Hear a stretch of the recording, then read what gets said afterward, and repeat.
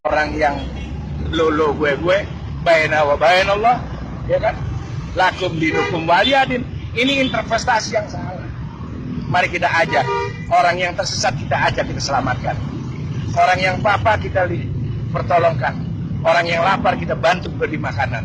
Itu baru agama. Karena ternyata agama lebih banyak di kalangan perutnya orang yang lapar, orang-orang yang miskin. Orang yang di sana ternyata ada agama, ada air mata, ada tangisan, bukan di orang-orang kaya ini. Kalau orang kaya sudah bermain dalam ruang logika. Zakat 2,5%, ya kan? Kalau kekayaanku 10 miliar berarti zakatku 250 juta. Tapi mana perwujudan? Ada orang yang zakat 250 juta? Ada? Nggak ada. Yang ada cuma nasi sebungkus sama ayam sama sambal, berharap dapat surga dari Allah dengan bahasa pahala. Kita lihat bagaimana Islam mau maju berkembang tatkala kita intoleran. Bukan intoleran dengan orang yang di luar sana, tapi intoleran dengan famili kita sendiri. Ikhwanul fiddin. Dia sama-sama bersahadat, sama-sama mengimami Al-Quran, sama-sama meyakini malaikatnya, ya kan? Tapi perilaku kita tidak pernah menyadari bahwa ada orang yang kita bantu sekitar kita. Dia ditanya, antum siapa? Ana muslim. Tapi mana? Coba kalau Anda pakai teori saya. Anda punya kekayaan 10 miliar, dizakatkan 250 juta. Ya kan? 250 juta jangan dibeli nasi. Kita tanya, ada jiron kita ini orang kerjanya cuma bolak-balik. Tanya, Kif, antum apa kerja? Saya nganggur. Terus saya mau dagang. Kenapa enggak dagang? Enggak punya modal. Oke. Ini ada uang. Berapa modalnya? Ya kurang lebih 20 juta. Nih pegang 20 juta. Anak pengen lihat inti dagang yang benar 20 juta. Tahun depan inti bayar zakat. Baru itu namanya rahmatan lil alamin. Kif, rahmatan lil alamin itu apa? Dari gelap menuju terang. Orang yang nganggur jadi bekerja, orang yang lapar bisa makan, itu menjadi rahmat. Kalau cuma antum bagi-bagi nasi sebungkus, pahala sorga, lakraah ini hari, zaman udah now, orang sudah individualis, lebih percaya Google daripada percaya orang-orang bicara kebaikan. Lihat anak-anak bangsa kita itu, ya kan, mereka hidup ketersesat dalam pikiran, ya, mobil-mobil diisi pengamen. Ada kesadaran kita untuk membantu mereka, menyelamatkan mereka. Minimal jangan selamatin akhirat dah, dunianya dulu selamatin, ya kan, insya Allah akhiratnya nanti. Kan enggak ada. Kita begitu individu, kita seakan-akan sudah melewati tahta langit aja, seakan-akan kita ini orang benar di hadapan Allah. Padahal kita belum tentu bisa selamat. Tidak menjamin dagangan kita dibeli sama Allah. Kita ini pedagang. Kita ini pedagang amal. Yang mudah-mudahan dagangan kita dibeli Allah.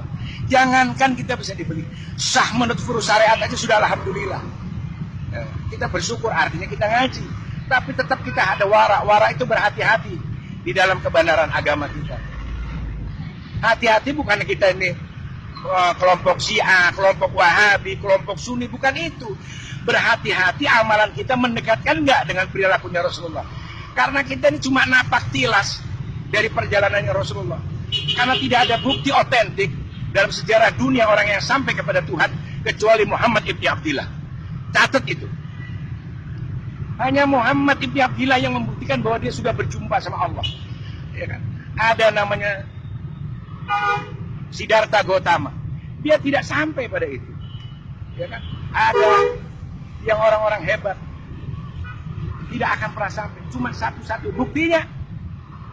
Dan Muhammad itu adalah Al-Quran itu sendiri. Itu bukti jelas bahwa Nabi Muhammad telah sampai hadapan Allah selama 23 tahun. Dari lisannya yang mulia lahirlah Al-Quran. Yang pada awalnya la hurfin wala sautin. Itu Al-Quran. Dari lisan yang mulia, dari hatinya yang jernih. Kenapa? 23 tahun itu bukan waktu yang sedikit. Kalau ente sudah mikirin fulus, mikiran dunia, pengen punya mobil mewah. Tapi Rasulullah steril dari pemikiran itu. Sehingga Al-Quran itu murni dan menjadi penuntun umat sampai hari ini. Dari dunia sampai akhirat. Makanya Al-Quran itu wasifa, wadawa, apa lagi? Wadu'a. Itu karena kejadian hati Rasulullah.